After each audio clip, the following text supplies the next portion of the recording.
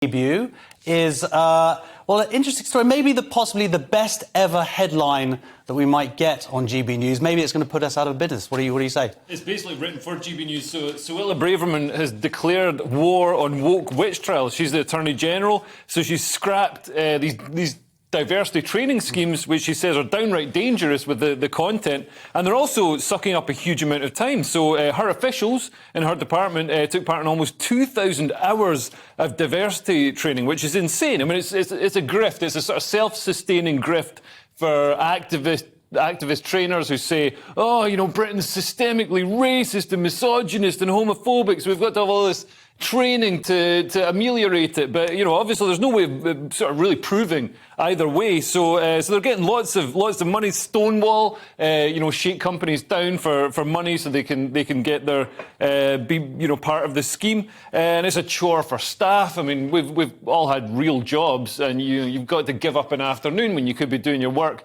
I mean, there is free sandwiches, but it's still, you're getting nagged. And also, you've got to walk on eggshells all the time with all this stuff, getting taught about microaggressions. Like a friend of mine had training today, was telling me about it. And they were being taught that if you excluded somebody from a project, for perfectly legitimate reasons, like their skills weren't needed, you had to explain to them that it wasn't because they're different. It's not because they're a different ethnicity or anything like that. Is that why you sort of took me aside and said that was why you didn't want me hanging out with you and Nick? You're right here. You're running the show. It's the opposite of that. He's controlling the media. But yeah, all this diversity, all this equality, diversity and inclusion stuff it's a huge drag on the economy, and it doesn't do anything useful. So it's good to see government ministers recognising this and doing something about it. Well, look, I hesitate to ask Nick, but do you think there is any benefit at all to these schemes?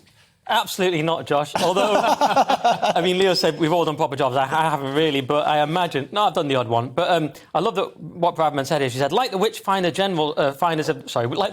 the Middle Ages, they don the outfit of the Inquisitor and never tire of rooting out unbelievers. She's absolutely right. This is why I backed her to win. She lost, but this is why she's good. Because these courses... These sort of courses that tell you, oh, you're inherently evil for being white, they are racist. Yeah. The worst that most people say about them is that they're divisive. If you attack any other race, it's racist. If you attack white people, we go, it's divisive. But I just call it racist, what it is. Yeah.